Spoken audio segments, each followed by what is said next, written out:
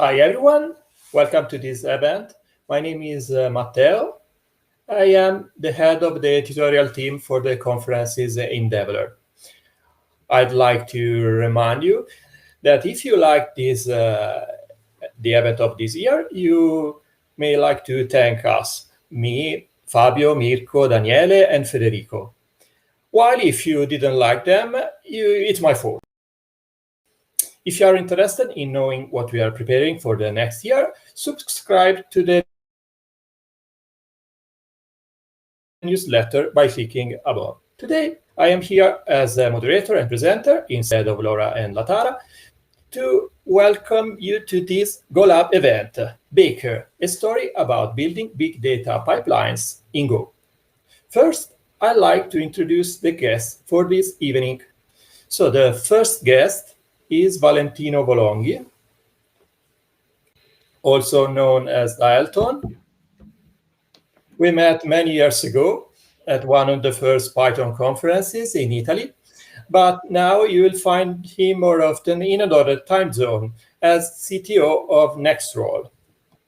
The second guest, because he is also the host, is Giovanni Bajo, also known as Rasky. We met at a job interview, my job interview, a few years ago, and now he is the CTO of Develer.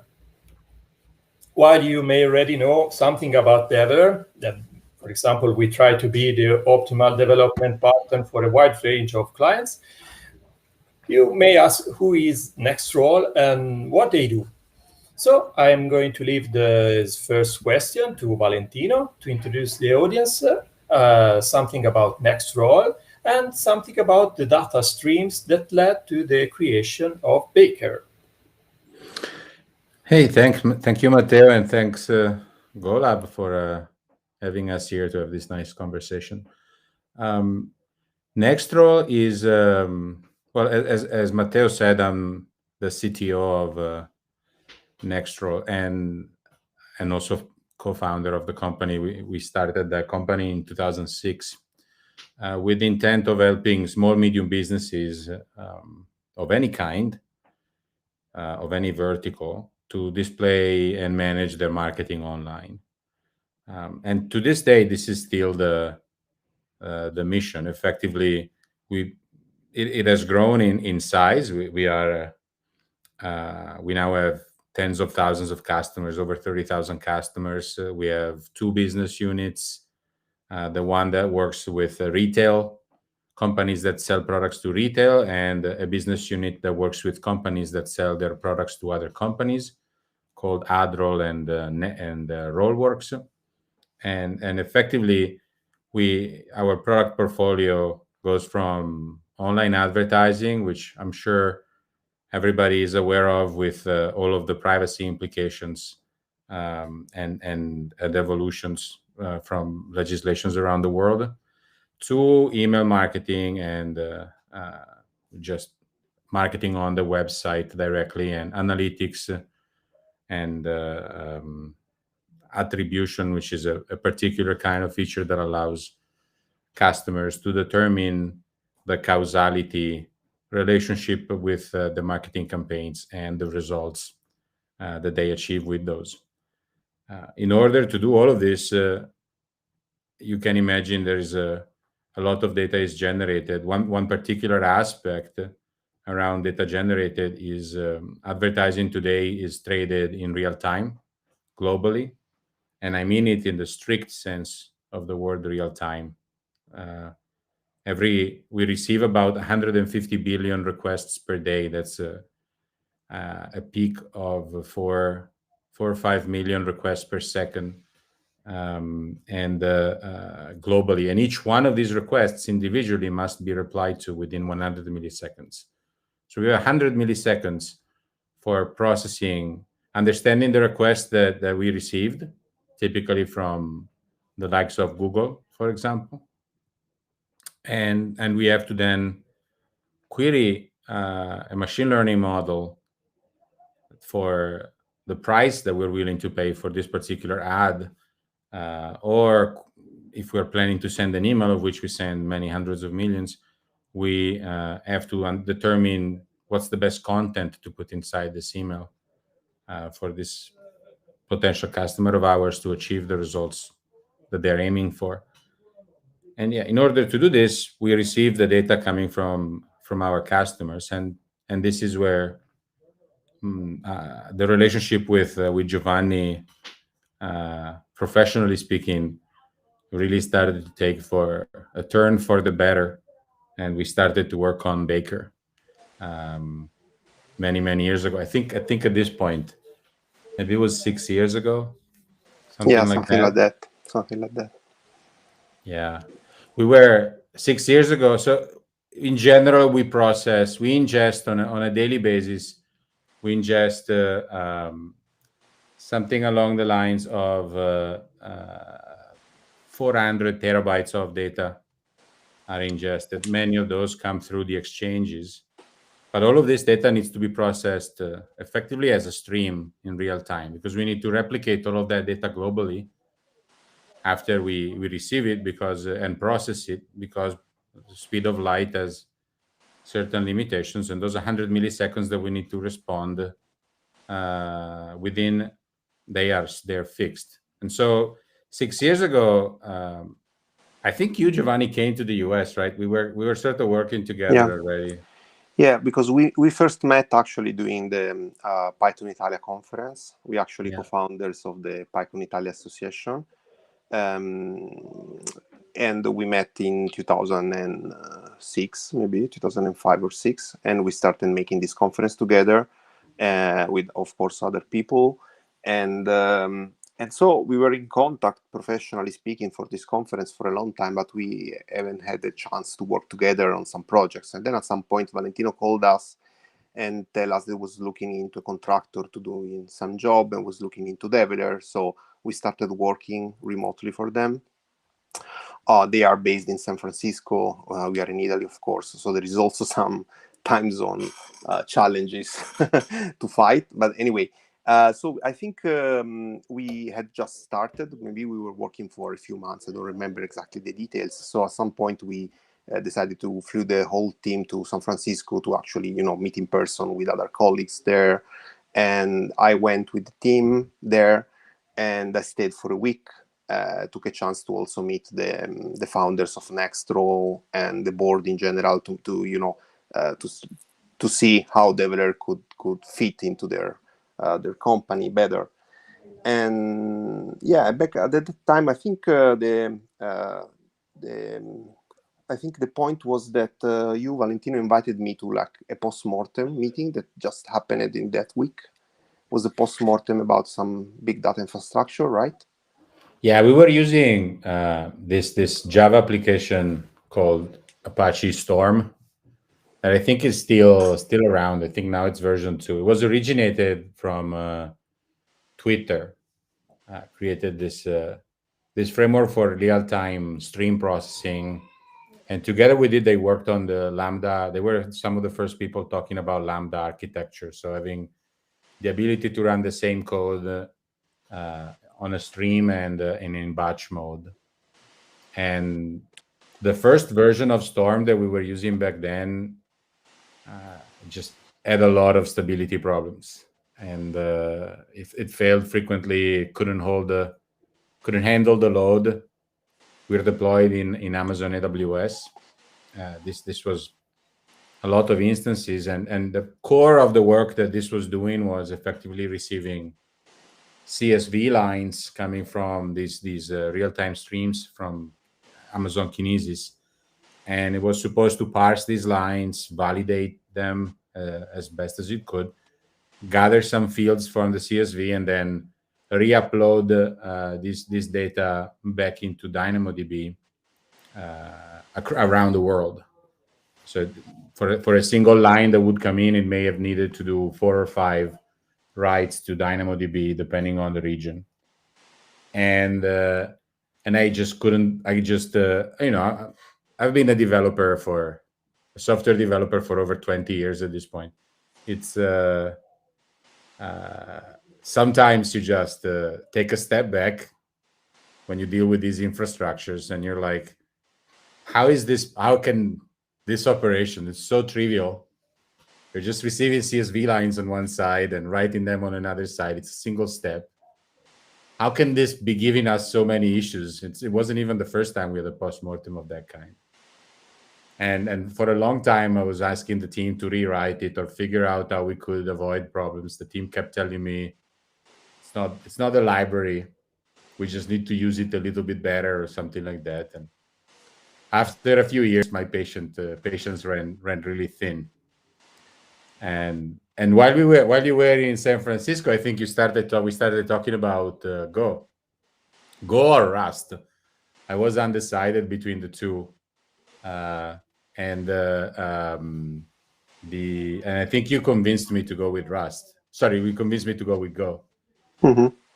At the time. Yeah, that's because back at the time I didn't know Rust. I had never tried back at the time to write some Rust code. So while I was already familiar with Go, I had already written, I don't know, maybe 50,000 lines of Go. So I had a, let's say, decent understanding of the performance trade-offs. But I think that the thing that motivated me was that what you just said, right? That the problem is actually trivial because you are getting one CSV line, you are just parsing a few of those fields to make sure that those lines are validated, basically. So, of course, we are oversimplifying. The real world is always hairy. But if you think at the infrastructure, it's really easy. You get these lines, you just validate them and push them into another API. So it really cannot be like a complicated problem. So when you basically deep down from using like a very huge framework that try to maybe solve a lot of complex problems like distributing load across many different servers and so on, and you just switch down to the basic low-level mentality where let me just really read one line with the syscall read line from the kernel, let me just parse those CSV one byte at a time and let me push them back doing one single HTTP call. And you find out that this always pays off from an optimization standpoint. I'm really kind of an optimization nerd, and I like to really squeeze systems to the best performance possible. And most of the time, this involves basically removing layers of abstractions and frameworks and so on, and getting back to the actual problem, writing down at the syscall level, so to speak. So this motivated me. And also back at the time, I think you were preparing to open source the TrailDB database. Which is actually is the same philosophy. It was written in C and was a way to do complex stuff on a single computer, not spreading across different servers, but say, okay, if you write code which is efficient enough in C on a single computer, you can probably substitute a framework of many different servers, and the system will be more stable and probably fast enough to do whatever it takes.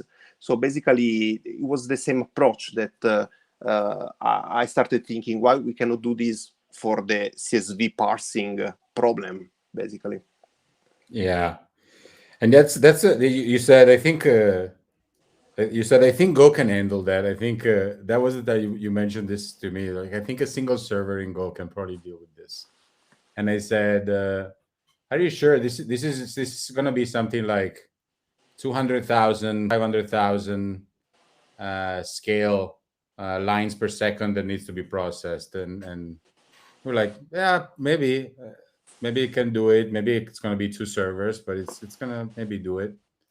And at the time I thought I agree with you probably, but how do I get this done through the team? As a CTO, it's one of the challenges is at least the type of CTO I aspire to be is not one that rules by terror and it's kind of like dropping the law on the engineers. I like to leave a lot of autonomy. So it always is a big conversation, especially when the team is invested in Java and this new software would be in Go.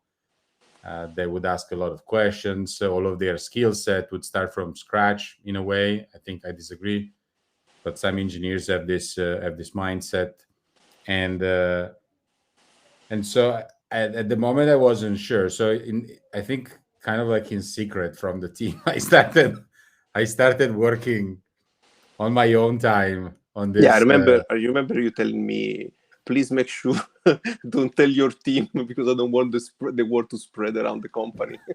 Yeah, I just wanted to first check it was even possible and how complicated it was going to be. And I started writing early on, and I was doing this alone at the very beginning, and I think I spent a week trying to figure it out myself. I wanted to there was already some going in at NextRoll already, so I wasn't too afraid of introducing something new. And I started playing with it. I started looking at the basic stuff, reading from Kinesis and writing into S3. Except that rather than reading from Kinesis, I started doing this by reading from S3. Just download a file from S3 and parse it and write inside DynamoDB. And at the beginning, it was very simple code. And I remember reaching out to Giovanni and saying, wow, this code is really fast. It can do this thing that I just put together in a second can do from disk. It can do 100,000 writes per second into DynamoDB. I'm very impressed. And Giovanni started asking me, oh, that's cool. Yeah, can you show me the code? And so I shared the GitHub repo with him. That I think was both a great decision as well as very humbling, I would say. Because Giovanni, as he said, he's a pretty optimization nerd. So he went really deep into the into the code very quickly. Yeah, and I started working out, and then of course I was also more familiar with Go already, so I knew, like for instance, I don't know, the CSV parser back at the time was doing one memory allocation per each line. I think they fixed it a few, I don't know, years ago or something, but back at the time it was like that, so I knew that was not going to work. So because, I mean, the main thing that slows down Go in general is memory allocation, because it's a managed language. So memory allocation is probably where you usually need to fight to make sure that your code is faster. So for instance, changing the CSV parser from using a standard library to doing some manual parsing code that does no allocation whatsoever, no memory copies. So for instance, instead of, you have a big string, instead of splitting this big CSV line into one string per field, if you have like 500 fields, there will be 500 allocations. You just, keep references within the original string of where each field is located, and then you can use them without directly accessing the original data in the CSV line. Stuff like this are really, let's say, low-level trick to make sure that you don't allocate, and then the speed can go up a lot at that point. And we quickly reached actually the target on a single server. So we had like a toy, because it was a toy back at the time, a toy project that could push CSV lines into DynamoDB at the target speed, and was probably faster than the Storm architecture with multiple servers, basically. The Storm architecture was only able to deal with 20,000 lines per second per node. Yeah. And so basically that, of course, validated the project, because it meant that you could really do it in Go, and it was fast enough to do on the single server. And when you do it on a single server, you mean that you have a very, very, very few problems to handle in, handling multi-server communication and synchronization and so on. Everything gets very easy, and basically, so we started from there, and the idea was to build this kind of let's say composable pipeline, so that you can basically have different components, where one is the input component that basically feeds CSV line into the pipeline, and you can configure it, can get from S3 or whatever source, different sources, Kinesis or whatever you want. And then you have a pipeline made of different filters that you can use to process and transform these lines. And then at the end, you probably want to push them into a PostgreSDB, TrailDB, or DynamoDB, or a different kind of, or S3, or a different kind of storage. And so we basically came up with this architecture where you have like a single TOML file that you can use to configure where you're getting the data from, the different filters you're using, and where you're pushing the data out. And then you run Baker basically with this TOML file, and it will do the processing for you. And it's completely stateless. That is another important architectural decision, because it means that you don't have any state to manage. You just run it and will process it, and then there is some checkpoint system to make sure to continue, or not to waste, to restart from scratch at least. But the architecture is completely stateless, and this also helps a lot. Yeah, this often happens actually, and we hinted about this at the start, right? Where sometimes you have these big frameworks, they help you do 1,000 different things, but in order to do that, they take all of the trade-offs that are needed to execute the framework with a particular, API and idiomatic code that they're planning to build. But if you're looking to solve a very simple problem like the CSV file, a lot of those trade-offs may not make sense to you. It may not make sense to slow down everything that you do, because you're looking to, for example, support multiple different types of lines coming through. And like parsing JSON is a thing that this framework still doesn't support really well, because JSON parsing is quite complicated in reality when it comes to managing allocations and all of that. Whereas CSVs, they are a little bit more awkward, because you always need to read them all in memory if you want to do something with the CSV. It's not like a nice binary format that you can just seek down to the field and just read the field. The CSV, you just need, there's no prefixed size of the line or any of that. So it's a little awkward in a lot of those. But if you're dealing with streams pass from memory anyway. And so a lot of the trade-offs that you need to deal with in other occasions, you don't actually need to deal with those in this case. And you end up with performance that it's really ridiculous. In this case in particular, we were playing around I was playing around during a reInvent 3 or 4 years ago. And I remember deploying this on a C3 8XL. Those were some of the bigger instances out there. And effectively, there were 2 bottlenecks at the time when running this. One was the gzip decompression, which can only run about 140 megabytes per second per node per CPU core. That's the maximum speed it can deal with. And the second bottleneck, instead, if you weren't to do gzip, was network.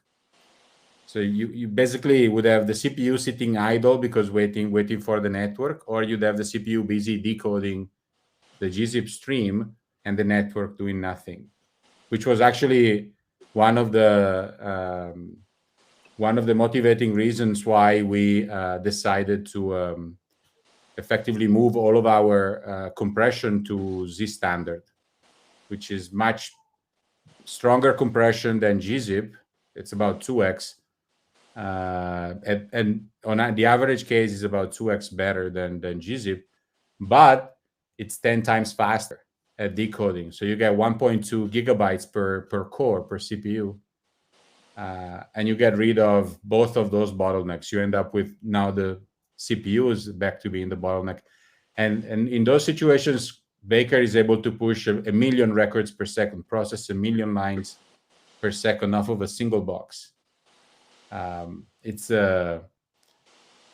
something that's always very surprising, but we made a lot of decisions, a lot of trade-offs through, for example, the statelessness. One of the big things in Apache Storm is that they have this group by functionality embedded in the framework. But group by means that I need to have a map of all of the keys that I'm managing. I need to associate the key to each line that I'm managing. I need to have a map of who's managing the key currently so that I can route. Some of the bandwidth is going to be wasted in internode communication and keeping the map up to date. This is a ton of work. And when we looked at the topologies that we were dealing with, almost the totality of the topologies that we had were effectively single node. Like everything could have run off a single node. It was a single step. And if you run everything off of a single node, a lot of the use cases that you may need the group by for kind of go out the window, because you can just group by of the same node. You don't need to distribute this around. Likewise, another big one is flow control. When you're managing a stream in real time, you want to make sure that whatever resources are downstream, if they become slower, that you don't have memory buildup in the cluster. This was the original reason for why we were having a failure with Storm, because effectively the downstream systems were becoming slower. Downstream from Storm were becoming slower. Storm was building up a queue of writes to DynamoDB or other systems, and eventually would run out of memory and crash. And it kept happening over and over again. And they always, my team was telling me, it's because we don't use the acknowledgement system properly in Storm. We are doing this flow management wrong. And when talking with Giovanni, he mentioned channels. Go channels are perfect for doing this. And we worked together and on this one as well. And we started creating, the channels in Go that had a known size, a known queue length, and they manage your backlog for you. And the architecture that Giovanni came up with with the topology input and output, how it was written, made it so that this just happened transparently. Once you chose the sizes of the channels, if the downstream writes became slower, then the system would read slower immediately.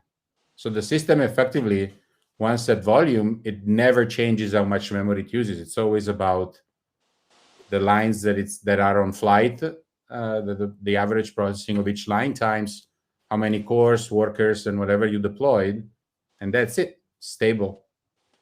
It was an incredible relief to be able to see something like that getting off to speed so easily.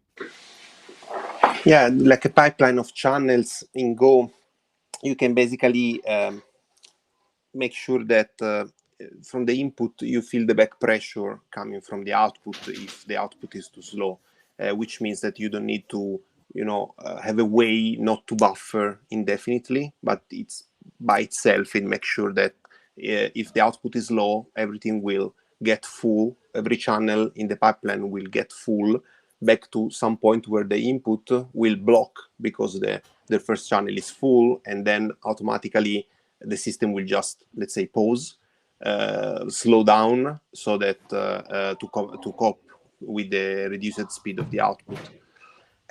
Without allocating too much, without wasting too much memory or going into OM, which is important for this kind of software. And so I think this worked out very well, very quickly. We managed to deploy or to at least test it immediately on one of the first pipelines, and it was working okay. And then, of course, over the months, we build additional filters to make sure that Baker could be used for different pipelines, for different use cases, and then the project grew a little bit at a time in NextRoll. Yeah, I think as I mentioned, I don't like to push things up from the top, but in this case, I had built something on the side that was significantly faster and more critically more stable and easier to operate than anything else that we had built before that. Me and Giovanni had, of course, written this.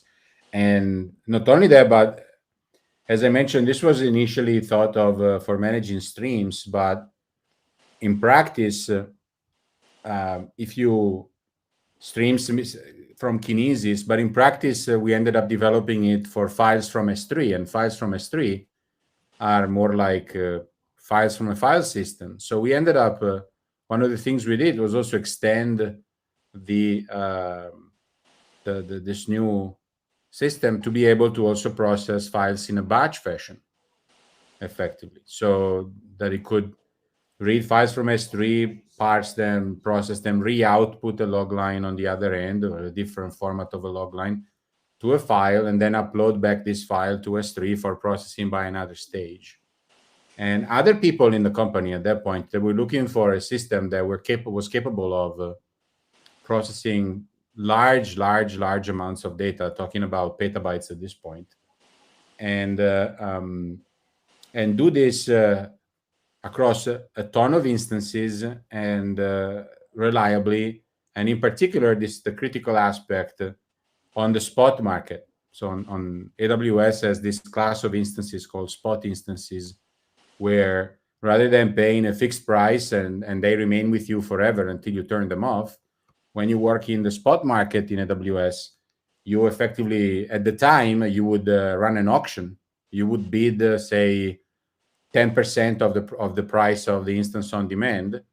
And if at any point in time after the first hour you ended up not having enough money for that bid, that your bid was too low, then they would take the instance away from you. So there could be termination of the instance at any point in time.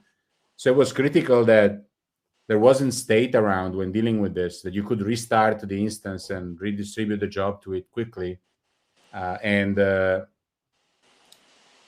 the instance were fast, because the shortest time the job runs, the less chances are that you'll be interrupted. If it takes less than an hour, you won't be interrupted for the full hour. And so you're just paying 10% of the cost that you would otherwise. And other people in the team realized that this was a great way to save on cost when processing petabytes. And they started building a framework around Baker that effectively did allow them to process petabytes of data each individual day. And even there, they came up with interesting ways to do the coordination step. Rather than doing it by having instances communicate with one another, again, due to the overhead of things like group buys or the reduce step of a MapReduce function, they decided to create a hash function, which we implemented in Baker as well, to basically create a sharded output that was sharded equally across the same keys across all instances. And then the files would be, these shards by instance would be uploaded to S3, and then a secondary job running after this initial Baker job will grab all of those files and from each shard and join all the files from the same shards, effectively recreating the same thing that a MapReduce framework was, but without any state management living within the code that we have built, instead leaving the state management to storage like S3. And this became very, very convenient at the same time, because right around this time, S3 started growing the ability to have individual streams be able to go at 5 gigabits per second. Today, you can read from S3 up to 100 gigabits per second from even the same instance. And if you think about it, the SATA 3 interface can only do 3 gigabits per second. That was the interface that was more popular on S3 at the time. So effectively, reading from S3 ended up being throughput-wise faster than reading from local file system. And so effectively, the framework that we ended up building was pound per pound as efficient in terms of throughput as any MapReduce framework with a file system and local data living in the same local machine. So the framework from that started growing and growing. Other teams started to adopt it, from machine learning jobs to analytics to processing streams live in real time globally. And because Go is a simple language, because at the end of the day, that was another good choice that we made at the time. Go is a really simple language. People that are familiar with Python can pick up Go really in like a couple of days. Other people started to contribute in filters. Other people started to adopt and modify Baker for their own use cases. And it grew quite a lot in adoption, to the point that I didn't have enough time to manage that process, the project anymore. And I still needed to write unit tests. That was a bad thing that we didn't do so much of at the time. And so, but the choice of Go, I think it was correct under many different points that we discussed about. There are also a few things where Go was not the best choice, of course. So I would like also to discuss about this because it makes sense to balance out benefit, pros and cons. And one of the problem we had is that the Go compiler is not on par with let's say GCC or LLVM. So when you have let's say very CPU intensive kind of processing, like algorithmics, compression algorithm, for instance, usually with pure Go code, you don't get at the same speed that you can get with C or Rust or another, let's say, another language with a more advanced compiler. So basically, for instance, for gzip, I remember back at the time, there was a gzip implementation in the Go standard library, of course, but back at the time, the compression speed was about twice as slow than the C implementation of gzip that you find on your command line. So basically, what we ended up doing to quickly fix this was to basically spawn gzip externally as an external process and pipe data through it back into the Go process to recover that missing speed, for instance. Of course, there are other solutions, like I'm sure now there are many CGO wrappers that allows you to import a C implementation of gzip into Go, or I'm sure also that the Go implementation itself is evolved and the compiler itself is evolved. So maybe the difference is not 2x anymore. But for instance, this was a compromise we had to take at the time. Another problem we had with Go is that Go, it's very cool for the static binary stuff where you just compile one binary and just copy it to the server and run it. That is one of the most known selling point, but it doesn't allow to do plugins, for instance. So you cannot, have runtime loaded libraries, like plugins that you can load at runtime, compile separately and load them, which would fit perfectly for Baker because Baker is a pipeline of filters that you basically define from a configuration file. And so it would make sense that each of the filter is a different plugin to Baker that can be compiled independently from Baker itself. But Go doesn't simply allow that to be done. So we internally in NextRoll, so what we did is basically there was one big Baker repo, and all the filters from all the team was being committed into the main Baker repo, and they were part of the Baker binary, official Baker binary. And then for the open source release, we switched to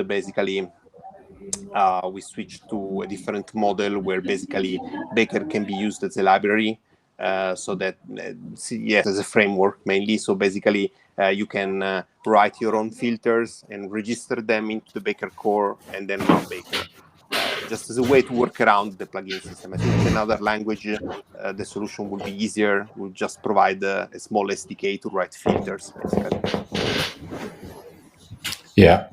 Also, you mentioned earlier the garbage collector. Mm-hmm.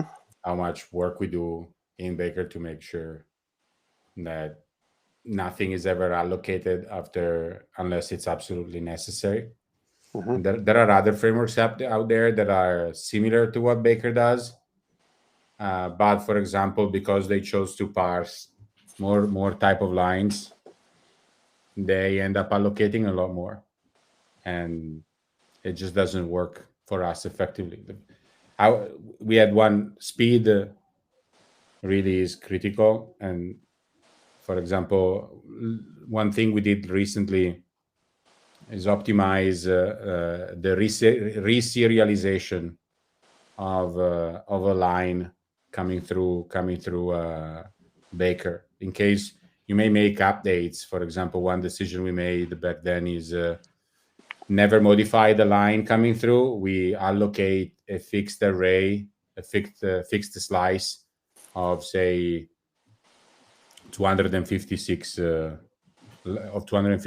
long slice that we just use to store whatever edit you may want to make on the original line. when you go to reserialize, you have to merge these edits with the original line. And we made some, we had some code around that was relying on a bug in this system at NextRoll, and this got patched over the past year. And when the code that was relying on it was updated, they discovered this code is 10 times slower now. And that was not fine. So we had to go back in and optimize the line serialization and made it back to 10 times faster. So it was slower because it was allocating a field twice effective. That was 10 times slower, the final result. So all of this stuff is, if you get used to running that fast, it kind of it makes a lot of things really, really hard. not allocating in particular. Yeah. I think you answered most of the questions I had. I think I have a few you may ask a few questions now, and if you'd like to continue talking a bit, we may have a pause in a few minutes. So the first is, what is still unsolved in the current code? You mean on the open source that is pending? And the other question is, why releasing the Baker as an open source project? So what do you expect from it? Yeah, well, I think, as we mentioned earlier, I think unsolved, we would love to have more types of lines supported, and including maybe JSON. We just need to come up with the right way of parsing it that doesn't allocate effectively.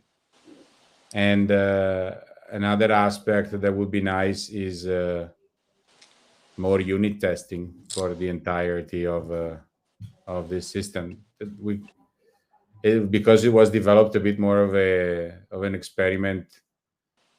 I did not really think that it was gonna become much bigger project lasting so long. There's not a ton of unit tests except for some core pieces of functionality, and more on the filters side rather than on the core. Yeah. And for the open source question, I think that we discussed from the get-go that if this could work, would be a nice open source release. I think NextRoll has been releasing open source software over the years. As I mentioned before, when I was there, they were discussing about releasing TrailDB as an open source, and I was following that team. And the TrailDB database in general is really, I think, a nice piece of code. And so I think the plan was to get Go to release it. It took a while, because when we decided to actually go through with the open source release, of course, as I mentioned, there was this, let's say, Baker monorepo where everything was inside, and of course much of it was let's say NextRoll specific data and NextRoll specific filters. So you had to come up with a way of removing everything and have a cleaner architecture where there is some standard stuff that you can open source and for general use, and then separate the NextRoll stuff into different filters or customization, so to speak. So it took a while to migrate from the first repo to the new open source repo. It took several refactorings, but then eventually was released, and it's now on GitHub for everybody to play with it. There is a lot of documentation too. I think it's a cool open source piece of software that you can start using right away, and it can solve already a lot of problems.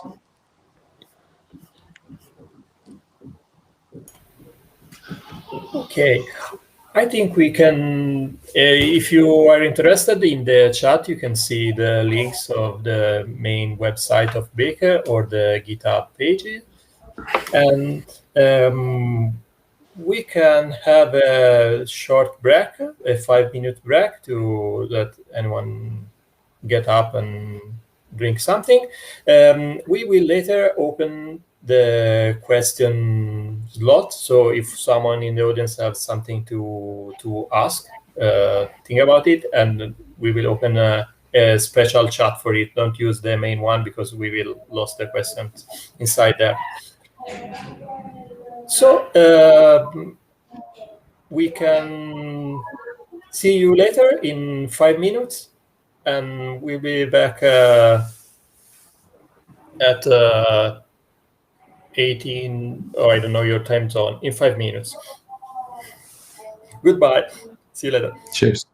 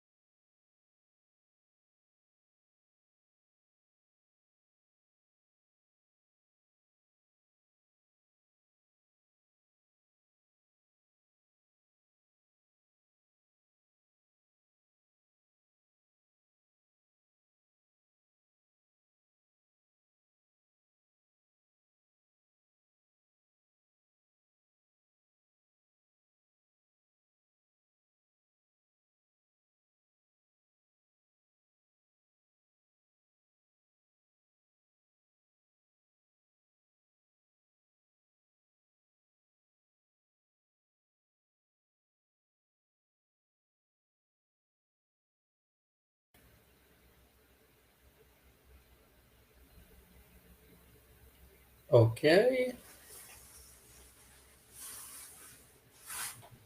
Welcome back.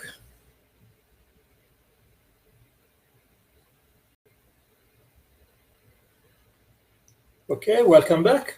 Later on, we will start a QA session. So when you see it appears, write there your question if you have any.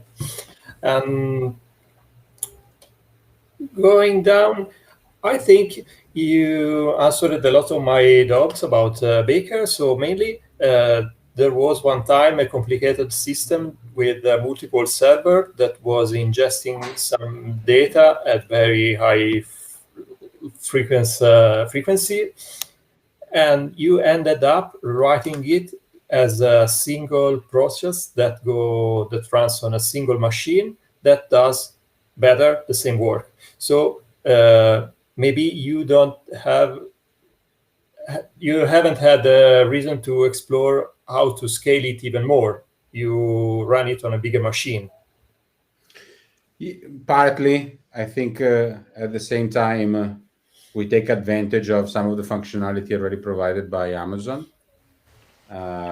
Or we build some things to help us scale. So in all the cases in which this is a stateless service, it's just adding more machines.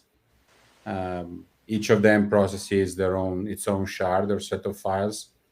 And then once they're processed, typically the first step is managing the most data. Then the second step, the reduced step, is dealing with an order of magnitude less. And another alternative here is in terms of stream processing, a single box is usually not enough to manage kinesis streams. You need multiple boxes. And one of the additions that working with the team, also from Develer, we did in the past year was to update the library for integrating Baker with Kinesis, adding the ability for the various nodes to coordinate, but without sending data to one another. They just talk with DynamoDB, and they assign each other shards that are available from Kinesis, and then they manage themselves autonomously. So if you add more instances, they know how to spread that load. We actually have a tech blog that we wrote on the NextRoll tech blog with the folks from Develer that talks in depth about this topic. I can maybe share a link to that. Thank you. Or in the chat here or on Discord later. Thank you very much. Yeah, and sure. Another thing you perhaps briefly answered about it. I know that I have heard that NextRoll is a shop with a lot of languages inside. I think you use Erlang for something. You have something in, I think, every language on earth, maybe. I don't know if it's exaggerated, but why Go at the end if you can choose between a very lot of other languages? Yeah, I think Go hits the sweet spot in a number of ways. It has its batteries included, like Python. A lot of the standard library in Go is extremely high quality, and it's effectively very fast for a lot of its pieces, and so people don't need to put in too many dependencies, and code will run really fast. I rewrote after getting a little bit more familiar with Go, thanks also to Baker. I rewrote an internal component that originally was written in Python to do authentication and authorization. And the only thing it does is it receives HTTP requests, queries a database, and responds okay or not okay effectively. Again, it's one of those things that you're like, with a little bit of experience, just take a step back and you realize, okay, this thing should be doing tens of thousands of requests per second on a box, and they should all be single millisecond latency, because this is the complexity of this job. And if it takes longer, then there's a margin for improvement. And the Python component that used to do this was had basically a tail latency of multiple seconds and an average latency of over 200 milliseconds to do this simple thing. And because this was the core authentication service of everything, in some occasions you may query it 3 or 4 times, 5 times or more for a single request from the user. So those latencies start to pile up. I rewrote it in Go. The tail latency went to 5 milliseconds 95% of the time, and 200 milliseconds as max latency, all running from a couple of containers with less than 200 megabytes of memory available to them. So it is that kind of language where if you pay a little bit of attention to what you're doing, you get a ton of speed out of it. Speed that you just cannot possibly get in Python or many other languages. You can get it in Java, but doing the same things that you do in Go in Java takes a lot more code, a lot more knowledge about what the language does underneath. It's not as intuitive as a way of processing things as Go is. For all the things that I may not agree with the original Go language design that did not include generics, for example, they just made a ton of really good decisions. Like a lot of them are really nailed. And it makes the fact that it's intuitive makes it possible for an entire team to pick it up without needing to go through classes or, going crazy on it. Like people go with lifetimes and ownership in Rust that are a much more complex topic than channels and Go routines that people seem to pick up much quicker. So I think for me that's the core reason. It's just much faster, very easy to use, without needing to put a ton of effort into it. And ultimately, if you run a business, this is the thing that matters the most. Okay, summing it up, the lesson learned as CTO, what you can suggest about all this story? I think you already talked about it, but if something that you may extend and broaden a bit. Well, as a CTO, what I learned is throughout this process, is how to roll out a step improvement on the infrastructure. Personally, I think if you have a way to, there are many kinds of CTO in the world. The kind of CTO that I want to be, is one that remains close to the code and continues to write code occasionally. Of course, I have a lot of other tasks daily, and I cannot spend a good chunk of the year writing code. If I'm lucky, I get maybe a month or 2 out of the year where I can write code.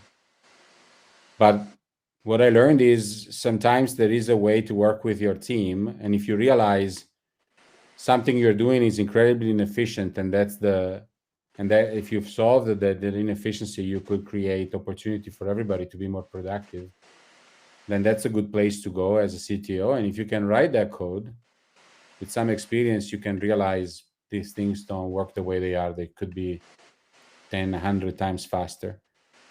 Write that code, show how it works with people, show that it's a lot easier. Tens of thousands of lines of Java were replaced by 3,000 lines of Go at the end of the day. Our original version of Baker was 3,000 lines. So it's mind-blowing what you can do. So a lot of times people say that, what is the say? If you wanna, I forget the saying, but it goes something like, if you want to write something well, you're going to need to remove a lot of code, and it takes a longer time. I forget the saying exactly, so I'm butchering it. I mean, the basic rule of optimization is avoid doing stuff, because that's the faster way for the CPU to do, is not to do stuff. So basically, removing code is a good way for making things go faster. And also, you mentioned some line count, but I think the point is also that if you had to compare not only the line count of the Baker compared to the Java version of the infrastructure, but also if you include in that figure also the line count of all the third-party libraries that the software was built upon, the difference will be even higher. And that is the reason why it's faster, because it's simpler code, because the task is essentially simple. So you don't need to complicated code to do that. It's just that if you build it on too much abstraction, you can end up being too slow for this task. So this is why we can make it faster, because it's a simpler code with no abstraction layers to go through, and that does exactly what is required for the task.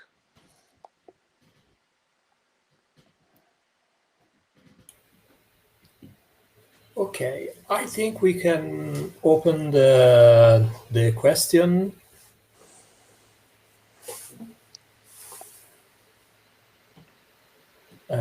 Meanwhile, let's see.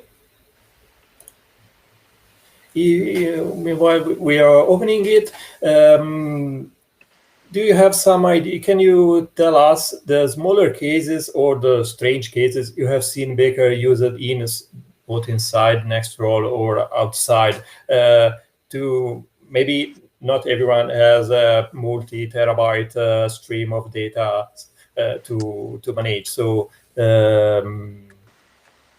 where can Baker be used for normal people, normal smaller scale problems?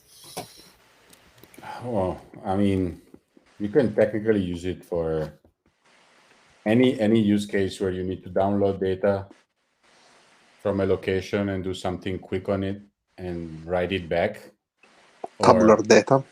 Yeah, tabular data of sorts, or have a one endpoint that I don't know if it's still in the open source version of Baker was that I wrote was a WebSocket page that would tell you the current state of what's being parsed through a filter. Whatever was written by the filter through the infrastructure would end up in the WebSocket page. So you could use it to just see streams and have it as an endpoint of activity, and you can just see it live.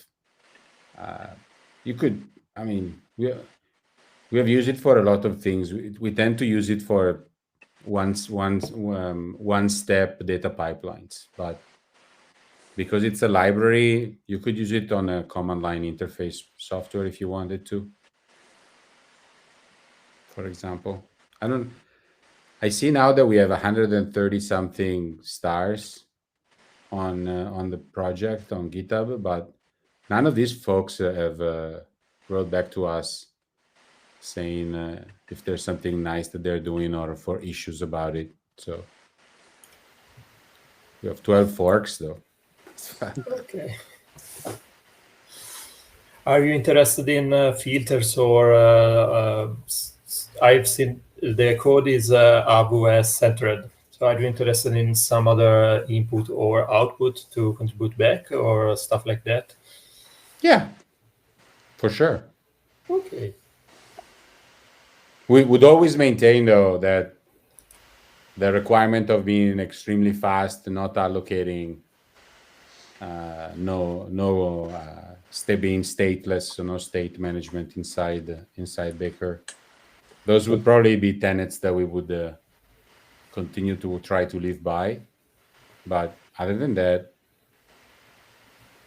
definitely open to anything. Okay. We can ask the question. We can open the question session. Okay. Let's see if someone has something to ask.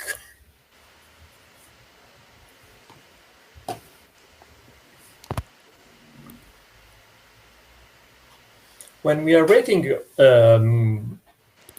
I was curious because the getting started session of the site states what you said before. If you want to use Baker, you mainly write a main in Go with some import and configure a bit of the plugins. Then you write a TOML file, and that's done. So if you want to make something different, you usually if you want to use Baker, you have to write something and build it because of the missing plugin feature of Go. Does it work? I mean, you would have to build the plugin anyway, right? Even if you were writing the plugin, you would write the code, build the plugin, and then write a TOML file and run Baker. So what you do now is basically you write the code of your plugin, and then when you build it, you're also building the Baker core, and then you just run it over the TOML file. So at the end of the day, from a development standpoint, it doesn't change much. Of course, you lose that kind of flexibility where you can use, I don't know, the official Baker binary release 1.5, and you just plug your plugins in, because it's always, let's say, custom binary that you have to build with your own stuff on it. But besides that, I would say that for the development workflow is mostly the same. It doesn't change much. Okay, we have a first question.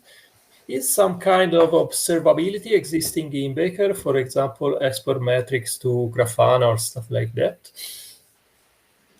Yeah, that's a great question. So we have each filter can build its own metrics that can aggregate it at the instance of Baker. And then, yes, Baker supports the ability to send the data via statsd effectively. So we use Datadog as a system internally. So all the metrics are generated by Baker are pushed through Datadog, and then we look at all of the dashboards over there. Since I think statsd is also supported by Grafana, so you could forward those metrics inside Grafana and see your dashboards in there. And similarly for other systems, we haven't done any other but statsd because that's what we need. But it's possible. This one in particular is a very separate component, so it would be very easy to add a very different way of monitoring things if someone had a different one that is not statsd. Like CloudWatch, maybe someone uses CloudWatch that doesn't use statsd, for example. Cool, that's interesting. And you told before us about back pressure. Do you need something to monitor it, or is something that I think at the end this is a very small component? So data locality or other problem, you are moving outside from the tool. You are managing where the data is. You are sharding outside, and then you are firing Baker on the data where you put them. So is there still something missing inside it, or is something that you are moving outside from Baker, so you don't want adding more inside Baker? For back pressure? For back pressure, for other, for example, data locality, I think one of the problems that they have, or I would data locality really depends on the philosophy of the team using Baker. I think Baker should remain agnostic, keeping it small code-wise, and is at the moment I'm not exactly sure how you would add something like data locality from within Baker without making it significantly more complex. Because right now Baker just knows a very simple flow, and that's it, which helps keeping it extremely simple. So yeah, I would leave the task of dealing with data locality to whoever is implementing Baker. Because in our case, we have no need for it. All of our data is stored inside Amazon S3. So we never have any clusters that are persistent. But if you instead do have data persistent, you can trigger Baker on your cluster via containers, point Baker to the file system that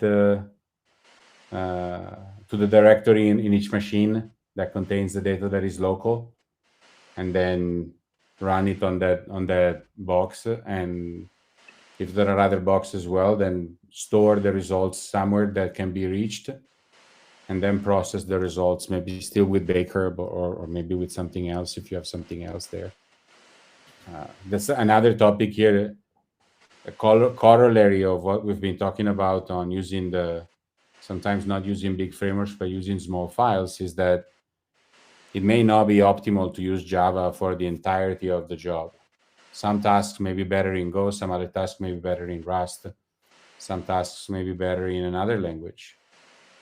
And Docker and platforms like Airflow from Airbnb or Luigi from Spotify create the capability of creating very heterogeneous computation clusters that can run different jobs on different stages of a job in different languages, optimized for the specific task. You don't need to have 1,000 languages, but usually you may have Java and Go and Rust, C, Python, or this kind of pairings. So you choose the right job for each step. Okay, thank you very much. So I think we are in the era where the cloud and the S3 stuff like that are like files, and Baker is something like a grep and cut, and the pipeline we used to do in Bash, but on a petabyte scale. I think once I saw a blog post that was about Bash is your big data processing tool, something like that.